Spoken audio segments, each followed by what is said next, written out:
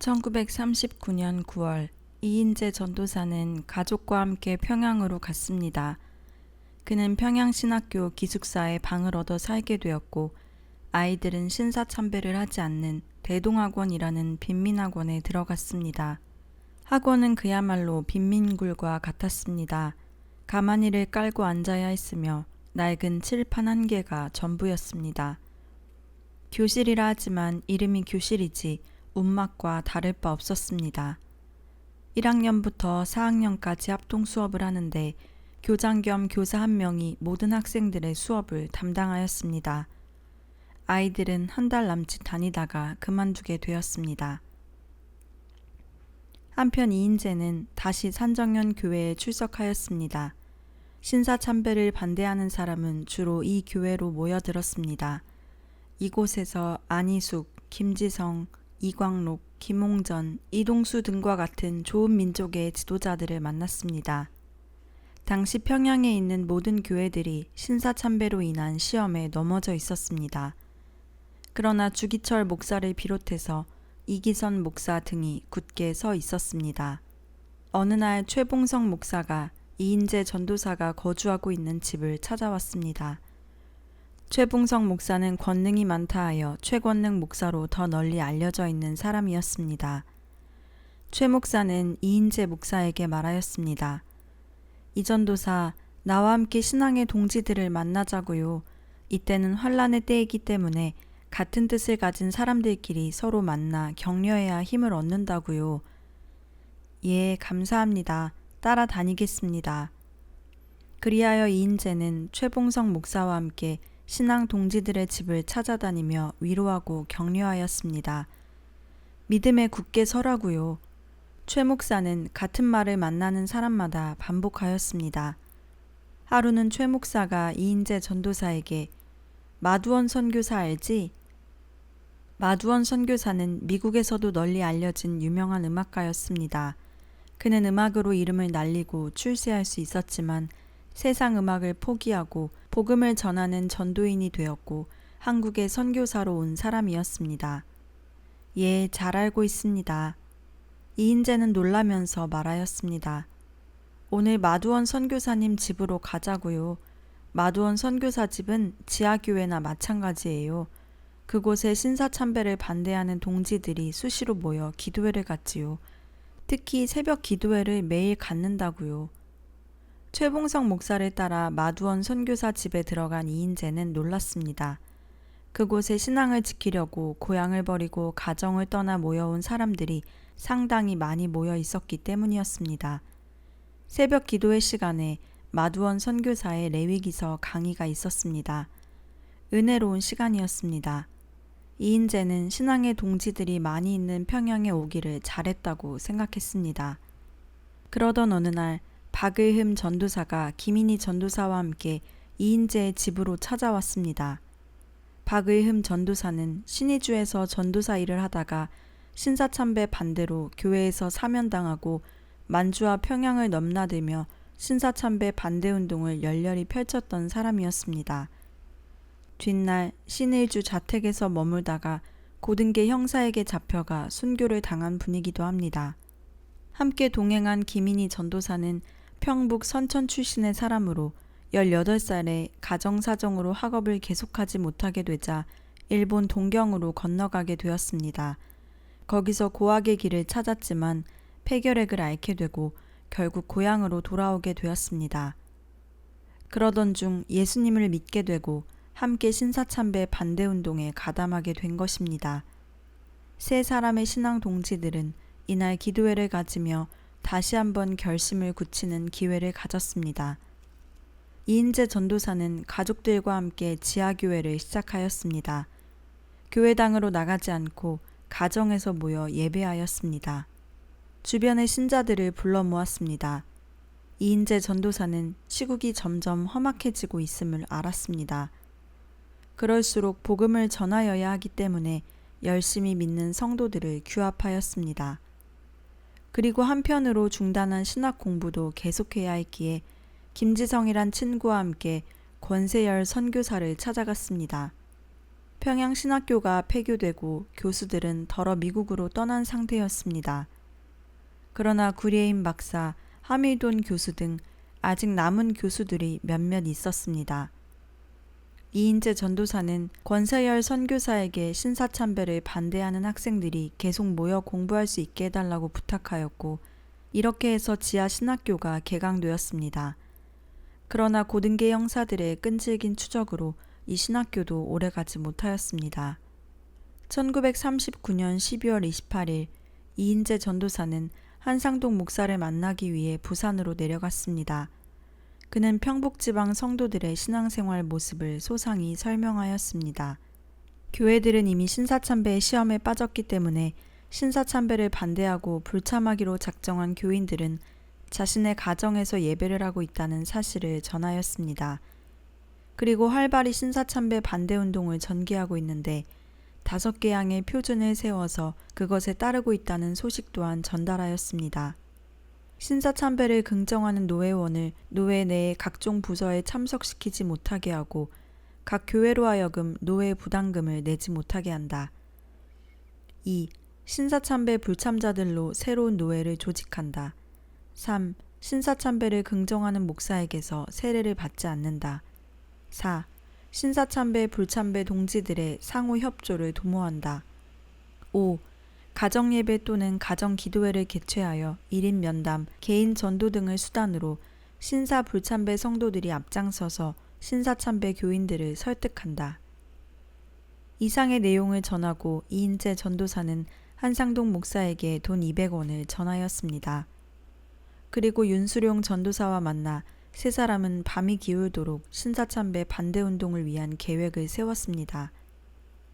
다음 날은 조수옥 전도사 집을 찾아가 함께 예배를 드렸습니다. 이날 한상동 목사는 가정예배를 인도하면서 이렇게 권면하였습니다.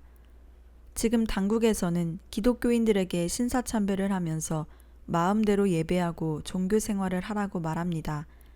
그러나 이것은 성경의 가르침에 위배되는 일입니다. 신사참배는 하나님께 죄를 범하는 아주 악한 일입니다. 신사참배를 시행하는 교회는 마치 무너져가는 건물과 같습니다. 그러므로 이제부터 우리들은 여하한 고난에 당면하더라도 죽음을 각오하고 바른 진리를 위한 활동을 해나가야 합니다. 두 분 전도사님은 여성들이지만 이 신사참배 반대운동에 적극적으로 가담하여 협력을 다하여 주시기 바랍니다. 이날 이후 이들은 순회를 다니며 만나는 교인들에게 신사참배 불참을 이야기하였고 밀양 지방과 동래 지방을 순회하였습니다. 1940년 1월 이인재는 한상동 목사와 함께 7일간 경남 지방을 순회하였습니다. 마산에 있는 테이트 선교사의 댁을 방문하였습니다. 테이트 선교사는 호주 선교사로서 여성으로 조선교회 성도들에게 많은 영향력을 준 귀한 믿음의 선교사였습니다. 테이트 선교사 댁에는 최덕지 전도사가 함께 생활하고 있었습니다. 최 전도사는 통영지방에서 신사참배 불참운동을 하고 있는 굳은 믿음의 여전도사였습니다. 한상동 목사는 이인재 전도사를 이들에게 소개시키고 평북에서의 신사참배 불참운동의 목적과 상황을 설명해 주었습니다. 이들은 신앙의 동지를 많이 만들어서 하나님 나라 건설에 바쳐지는 머릿돌이 되기로 함께 결심하였습니다.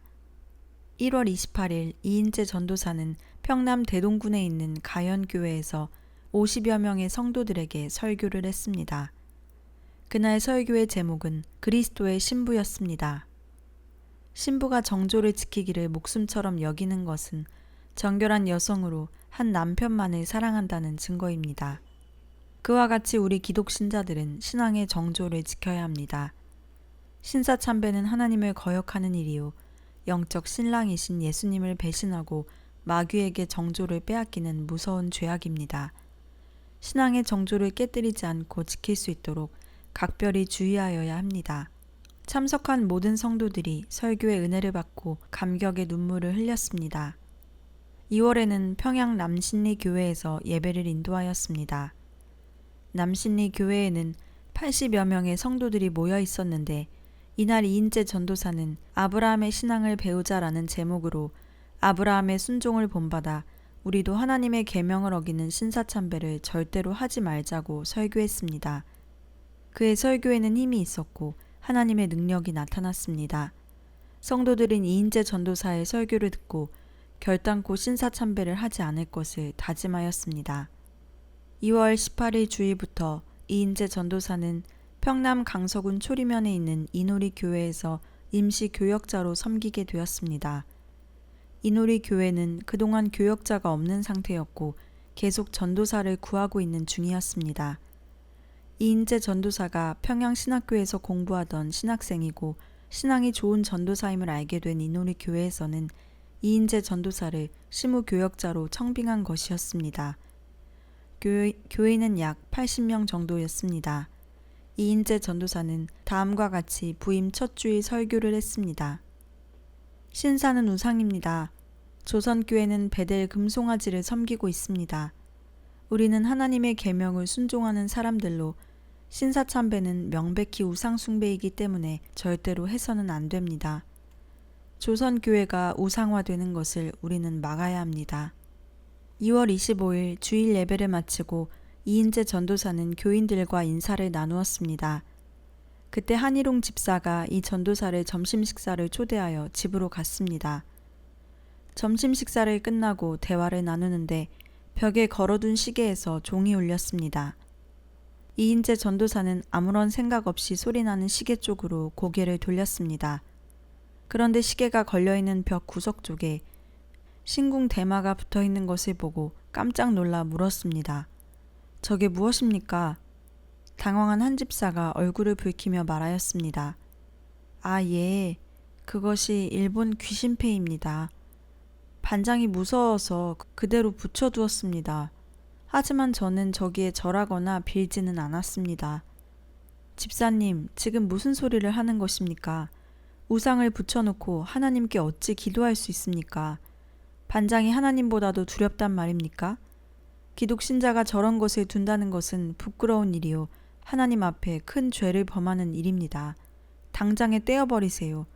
저런 걸 담대하게 거절하는 것으로 하나님께 영광을 돌려야지 저게 무슨 망령된 짓입니까? 이인재 전도사는 무척 화난 소리로 말하였고 한 집사는 얼른 일어나 그것을 떼어버렸습니다. 그러나 얼마 후 이인재 전도사는 이노리 교회에서 시무 사면을 당하였습니다.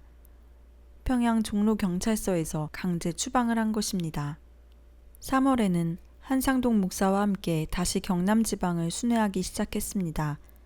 비밀리에 기도 모임을 하고 있는 동료들을 찾아가 격려하고 현재 일어나는 상황을 설명하고 더욱 굳세게 민족을 우상으로부터 지켜야 할 것을 강조하였습니다.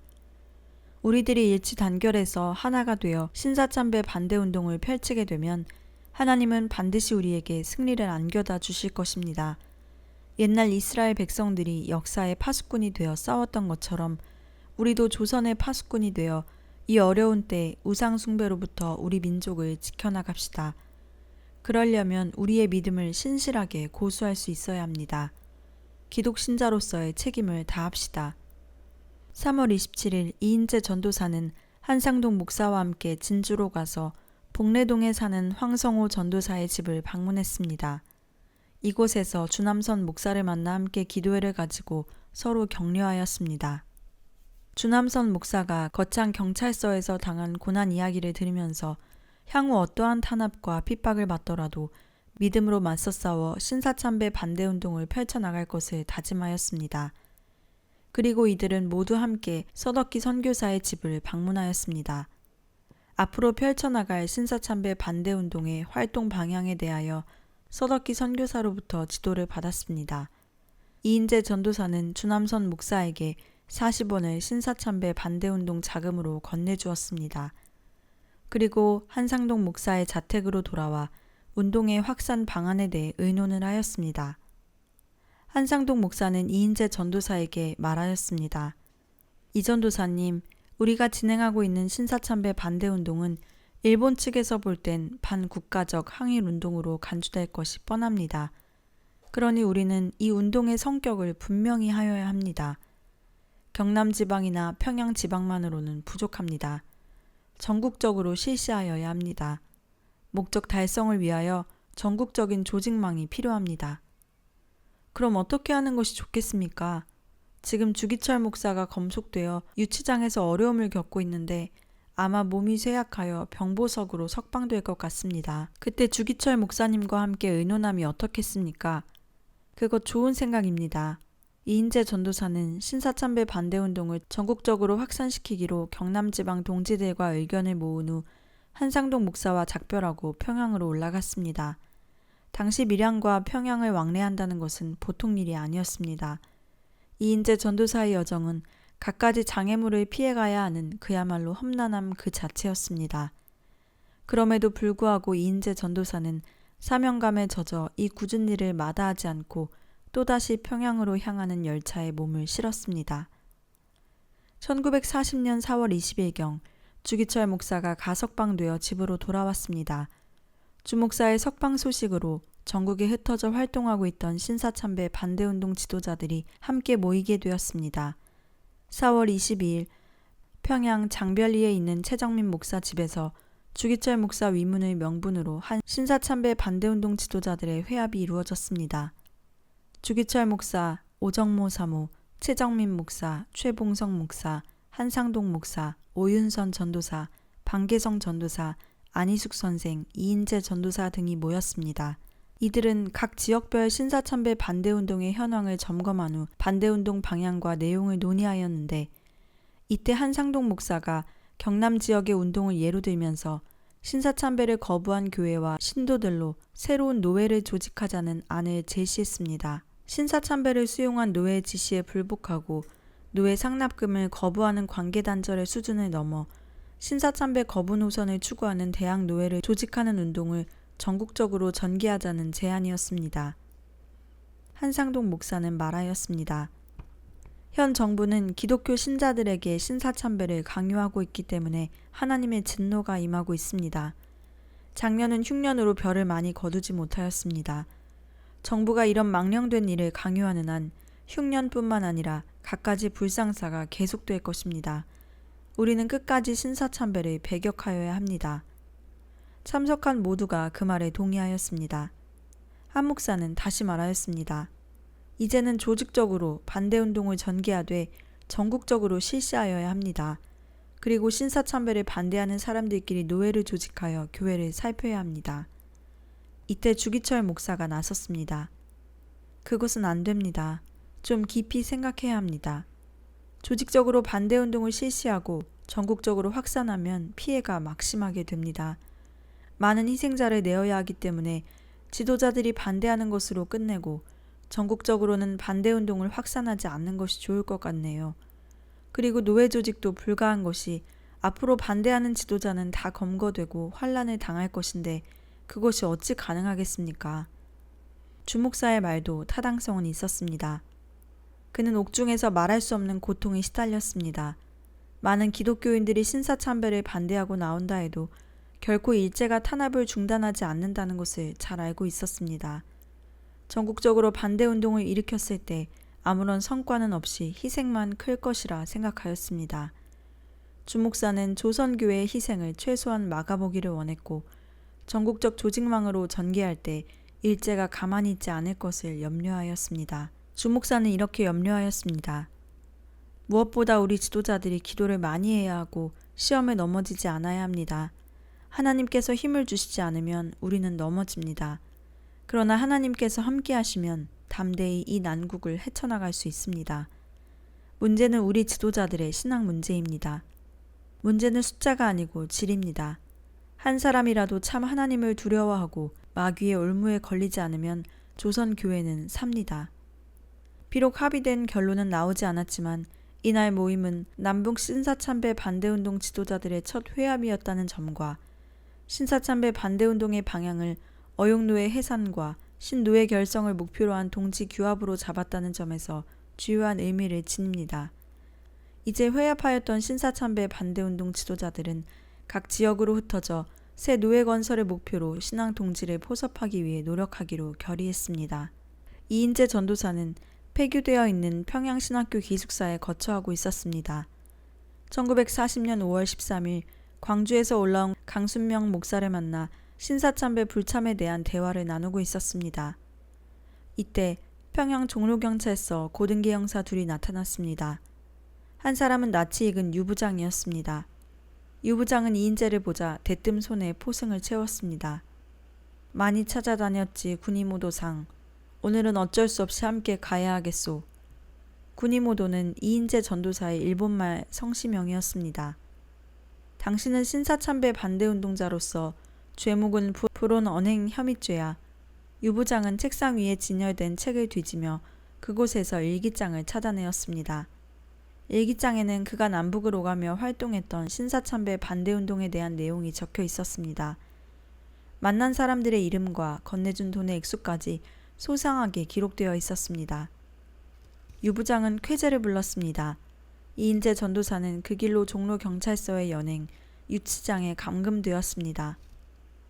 유치장 안으로 들어서니 마치 소 외양간에서 풍겨나는 것 같은 고약한 냄새가 코를 찔러 속이 뒤집힐 것 같았는데 이인재는 꾹 참았습니다. 유치장은 시멘트 바닥으로 된 긴 복도를 가운데 두고 양쪽으로 감방이 쭉 붙어 있었습니다. 감방마다 초 10,000원이었습니다. 어떤 감방은 누울 자리가 없어서 몇 사람은 눕지 못하고 쪼그리고 앉아 자고 있었습니다. 그날 오후 3시가 지나서 유 부장은 이인재를 불러냈습니다. 그러고는 3층 고등계 형사실로 데려갔습니다. 이인재가 형사실에 들어서자 유 부장은 느닷없이 뺨을 갈기며 욕을 했습니다. 눈앞에 불길이 튀었습니다. 구둣발로 아래를 걷어차는 것이었습니다. 사실 이것은 형사실에서는 흔히 볼 수 있는 취조의 시작이었습니다. 이인재는 유 부장의 갑작스러운 행동에는 별 관심이 없었고 그의 입에서 튀어나온 말에 흥미가 있었습니다. 이 미친놈. 이 말에 이인재는 조용히 대답했습니다. 여보시오 형사부장 나으리, 내가 덜 미쳐서 한입니다. 나도 사도 바울처럼 좀 더 예수에 미쳤으면 참으로 좋겠소. 이인재의 뜻밖의 말에 유 부장은 발기질을 멈추고 빤히 바라보며 반문하였습니다. 뭐라고? 미쳤으면 좋겠다고? 그래요. 내가 우리 예수님으로 미칠 수 있다면 얼마나 좋겠어요. 그러나 미치지 못하여 한이 될 뿐이요. 그 말에 유 부장은 어이가 없는 듯 빤히 이인재를 바라보다가 자기 자리로 가서 앉으며 말했습니다. 정말 미쳤군. 완전히 돌아버린 거야. 이인재는 유 부장의 말에 되새기며 자신을 돌아보았습니다. 미쳤다는 말이 이인재 자신에게 맞는 말일지도 몰랐습니다. 세상 사람이 볼 때는 완전히 미친 일임이 분명했습니다. 면석이 시절 자신이 몸담고 있던 면사무소에서 13년 동안 근면하고 착실하게 일했습니다. 집에서 면사무소까지 15리 길이지만 하루도 결근할 일이 없었습니다. 밀양 상남면 사무소의 민영식 면장뿐 아니라 모든 직원, 심지어 면사나 모든 사람들에게 신임을 받았습니다. 심지어 면장으로 추대되기까지 하였습니다. 그러나 그 자리를 마다하고 그는 평양신학교에 입학했습니다. 신사참배 문제 때문에 큰딸과 동생을 학교에서 퇴학시키고 평양으로 데려왔습니다.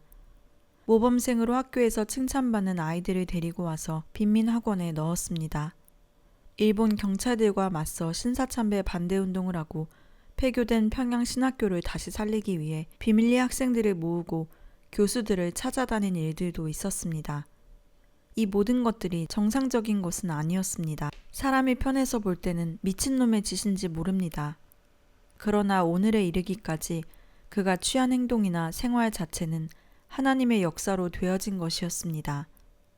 이인재는 유 부장의 말에 오히려 희열을 느꼈습니다. 성령님이 이인재의 마음속에 강하게 역사하고 있었습니다. 그의 육신은 이제 메인 몸이 되긴 했지만 그의 마음은 하늘을 날고 있는 종달새처럼 한없이 자유롭고 기뻤습니다. 유 부장은 묻기 시작하였습니다. 본적, 주소, 성명, 학력, 그리고 신사참배 불참의 동기와 이유 등 이인재는 유 부장이 묻는 것에 하나 숨김없이 대답하였습니다. 그렇게 되니 유 부장도 평온을 찾은 듯 조용조용 얘기하기 시작했습니다. 취조가 끝나자 지하 유치장 3호 감방에 구금되었습니다. 유치장 신세를 지기는 난생 처음이었습니다. 그것도 다른 죄를 지어서가 아니고 예수님 때문에 구금된 것이었기에 그의 마음은 평온하였습니다. 유치장은 지하였기 때문에 햇빛이 들어오지 않아 낮인지 밤인지 분별할 수 없었습니다. 이인재는 잡혀올 때 입고 있던 춘추복 양복을 그대로 입고 있었습니다. 6평 정도의 작은 방에 잡범 20명 정도와 함께 기거하였습니다. 유치방 간방은 복도를 중간에 두고 좌우에 같은 크기의 방 10개가 이어져 있었습니다. 오후 5시가 되니 저녁 식사가 나왔습니다. 낡은 백철 도시락 그릇에 콩과 좁쌀로 된 잡곡밥이 조금 담겨 있었습니다. 간방에 새 죄수가 들어와서 반가운 이들은 앞서 들어와 있었던 죄수들이었습니다. 그 이유는 처음 들어온 죄수들은 자신이 억울하게 들어왔다는 분함과 갑자기 바뀐 환경 때문에 밥을 먹을 수가 없었고 더군다나 유치장 밥은 더욱더 먹기가 힘들었습니다. 이인재 전도사가 들어왔을 때도 앞서 자리한 죄수들의 기대는 마찬가지였습니다. 그러나 이인재는 첫날 저녁에 들어온 밥을 한 술도 남기지 않고 다 먹었습니다. 그는 자신의 형편을 살펴볼 때 빨리 나갈 수 있을 것을 기대하지 않았습니다. 장기간 감옥 생활을 하기 위해서는 건강을 유지하여야만 했고 건강을 위하여는 맛이 있든지 없든지 주는 음식을 먹어두어야만 했습니다. 자기들 목 외에 밥을 한 술 더 먹을 수 있으리라고 기대한 죄수들은 실망하였습니다. 이인재는 몇 차례 불려나가 취조를 받았습니다. 이인재가 그동안 쓴 일기장이 그들의 손에 있었기 때문에 일기장을 세밀히 검토한 후 그 내용들에 대해 물었습니다. 일기장에는 누구를 만나고 어디서 무슨 설교를 어떻게 하였는지 소상히 기록되어 있었습니다. 그러니 이인재에 대하여 별로 조사할 것이 없었습니다. 일기장에 기록된 것을 재확인만 하면 되는 것이었습니다. 평안남도 경찰국구가 경씨는 일기장을 다 검토하고 이인재에게 말하였습니다. 여기 기록된 설교들은 신사참배 반대운동을 목적으로 작성된 설교가 아닌가? 목적을 그 한 가지에만 둔 것은 아닙니다. 나의 순수한 목적은 복음을 바로 전하는 데 있습니다. 진리를 바르게 증거하려고 하다 보니 신사참배를 자연히 반대할 수밖에요. 순전히 신사참배 반대만을 강조하고 있는데 이것이 어찌 신사참배 반대운동을 목적으로 만들어진 설교가 아니라고 할 수 있는가? 그렇게 생각되면 그렇게 인정하십시오. 그것도 무리가 아닙니다. 국가 경씨와 둘러선 취조관들이 기탄 없이 말하는 이인재 전도사를 보면서 사뭇 놀라는 기색이었습니다. 국가 경씨는 평안남도 도청 경찰국의 고급 관리였습니다. 그는 지금 검찰국에 조서를 넘기기 위하여 이인재를 신문하는 중이었습니다. 예수가 재림을 한다는데 그게 사실인가? 그렇습니다. 예수님은 구름을 타고 다시 오십니다. 무엇하러 오는가? 세상을 심판하시기 위하여 오십니다. 그때는 지구상 모든 사람들이 심판대 앞에 서게 됩니다. 그럼 대일본 제국의 천황 폐하에게도 해당된단 말인가? 그렇습니다. 그도 사람이기 때문입니다. 사람은 다 죄인이요 심판을 받게 됩니다. 그만! 국가경씨는 이인재의 입을 막았습니다. 국가경부가 그의 담대함에 두려움을 느끼고 있는 것 같았습니다. 더 이상 묻지 않겠어. 그만 가보시오. 이인재가 자리에서 일어나 가려는데 옆에 서 있던 취조관들이 속삭였습니다. 이인재는 주기철처럼 외유내강이야. 성령님께서 강하게 이인재 전도사의 마음을 움직이고 있었습니다. 어떤 경우에도 두려움이 생겨나지 않았습니다. 취조를 받을 때마다 성령님의 강한 역사가 있었음을 자신도 알았고 취조관들까지 이것을 느끼는 것 같았습니다. 취조를 받고 돌아오면서 이인재의 마음에 기쁨이 충만하였습니다. 처음 들어오던 날 그의 뺨을 때리고 발길질한 유부장을 이해할 수 있었습니다.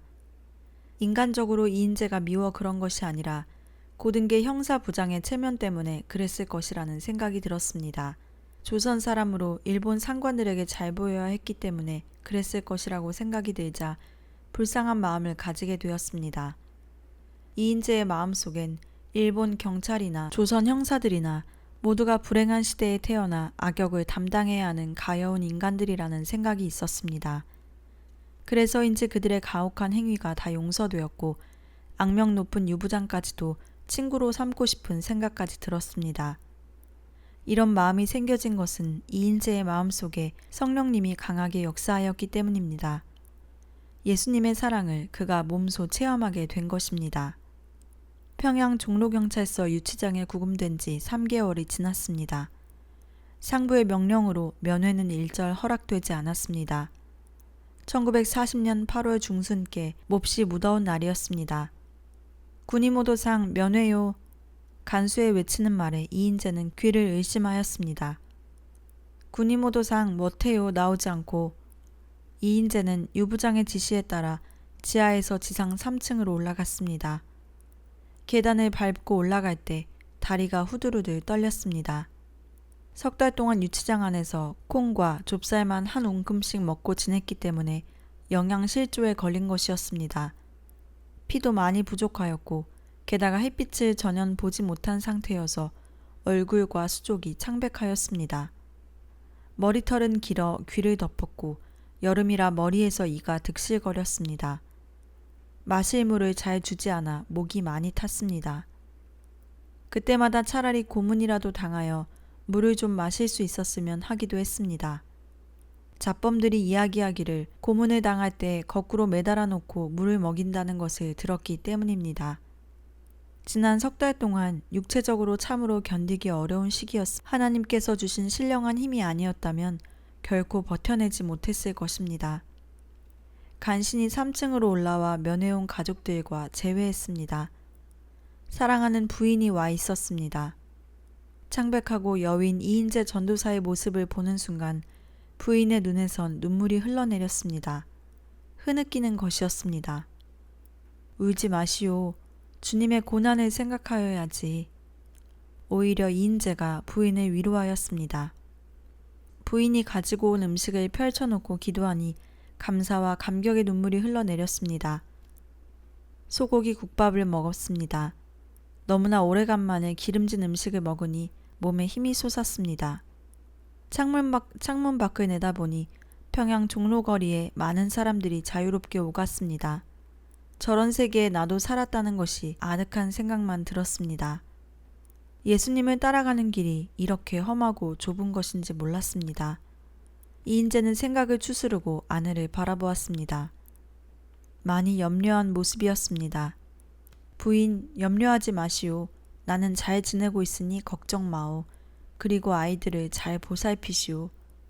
집안일은 염려 마시고 당신이나 조심하세요. 다음번에 올 때는 머리빗을 하나 사가지고 오시오. 참빗 말이오. 머리에 이가 득실거려서 견딜 수가 없어요. 알았습니다. 다른 필요한 것은 없나요? 다른 것은 필요 없어요. 유치장 규칙에 따라야 하니까요. 그렇게 첫 면회는 끝이 났습니다. 첫 면회가 허락된 뒤부터 매주 한 번씩 면회가 가능해졌습니다. 일주일 후에 부인이 다시 면회를 왔습니다.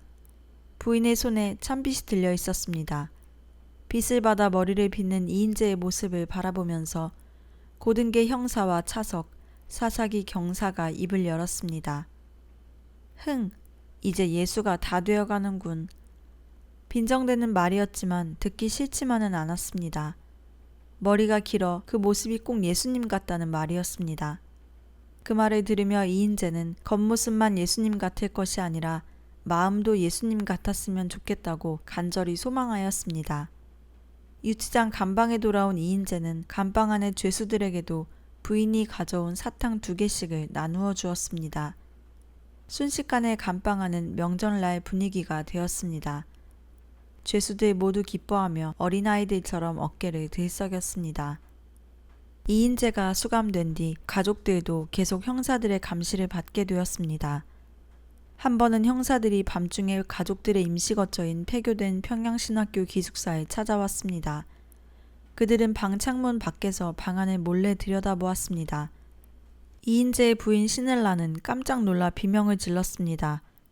그 소리에 방에서 잠자던 3남매도 놀라 소스라지게 되었습니다. 이때 아이들이 떨고 있는 것을 본 일본 형사는 방 안으로 들어와 말했습니다. 내니 두려워 말라. 내가 예수다.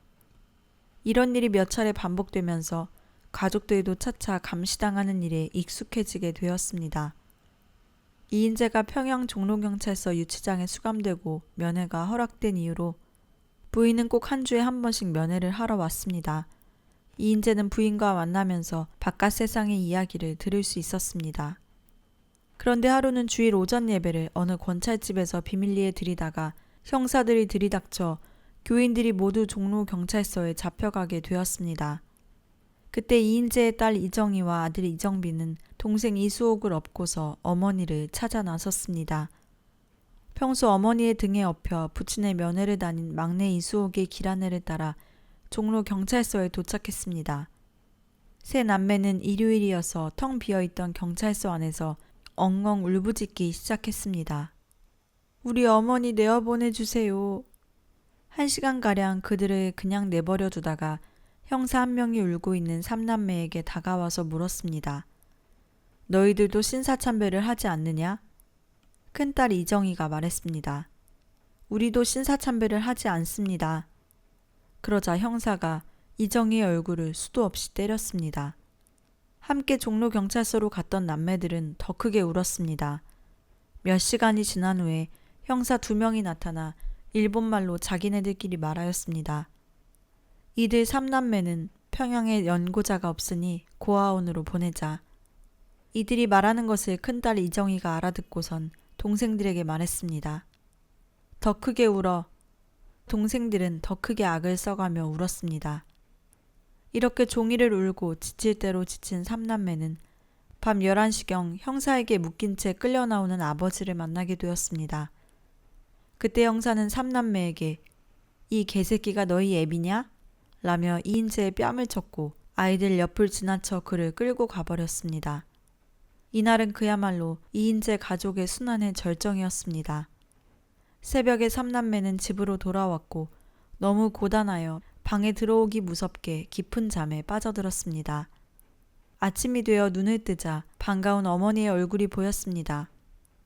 당시 일본법에는 24시간 내 석방을 못하게 되어 있었는데 아이들이 경찰서로 찾아가 밤을 새운 것이 효과를 본 것입니다.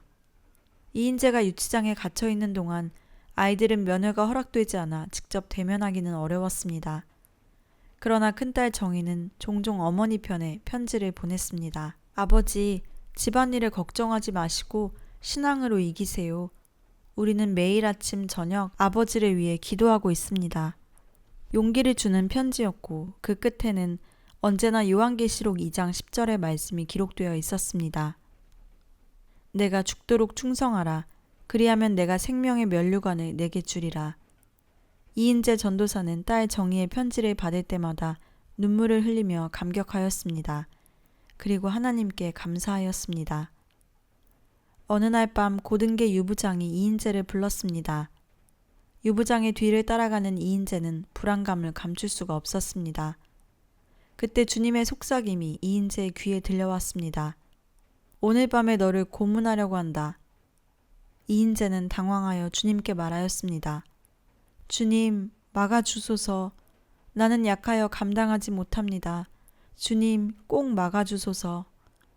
다리를 후들후들 떨며 3층 취조실로 들어갔습니다.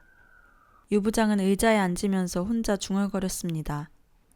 약속 시간이 되었는데 아직 오지 않다니. 약속 시간에 오기로 한 사람은 평양 종로경찰서에 제일 매질을 잘하는 형사였는데 큰 매를 쳐야 할 경우엔 이 사람이 항상 적임자였습니다. 그런데 밤 10시가 지나가는데도 그의 모습은 나타나지 않았습니다. 이인재는 주님께서 자신의 기도를 들어주셨다는 확신이 생기면서 마음이 한결 여유로워졌습니다. 부장님도 예수님을 믿으세요. 유부장은 매를 맞기 위해 온 사람이 형사부장에게 전도를 하다니 어이가 없어 쳐다보았습니다. 부장님도 예수님을 믿으시라고요. 예수님을 믿으면 살맛이 납니다. 닥쳐, 나는 예수 같은 것 안 믿어. 유부장이 소리를 버럭 질렀습니다. 그러나 이인재 전도사는 계속 전도를 하였습니다. 유부장은 매 때리는 형사가 오기만을 기다리는데 그가 오지를 않으니 몹시 화가 나기도 하였습니다. 그러나 이인재는 아랑곳하지 않고 계속해서 예수님을 소개하였습니다. 11시가 되었습니다. 그때까지도 기다리는 형사는 오지 않았습니다. 그래도 말없이 기다리는 유부장의 모습을 보고 이인재는 그에 대한 일말의 존경심이 생겼습니다. 자기의 직무에 충성하고 있는 사람, 일본의 국록을 먹고 사는 형사부장으로서 일본을 위하여 충성하니 장한 일이로다. 나는 주 예수 그리스도의 종으로서 주님께 충성하려고 하니 충성은 마찬가지다. 그러나 그대는 썩은 일에 충성하니 허무한 충성이요. 나는 생명 있는 충성이니 소망이 있도다. 충성은 충성이로되 충성의 질이 다르니 그것이 문제로다. 이인재는 유부장을 보며 마음속으로 중얼거렸습니다. 밤 11시 10분이 되어서야 유부장은 포기하고 이인재를 감방에 데려다 주었습니다. 오늘 재수 좋았어. 이인재는 하나님께 감사하였습니다. 하나님께서 분명히 막아주신 것이었습니다. 주님은 감당치 못할 시험을 결코 허락지 않으셨습니다.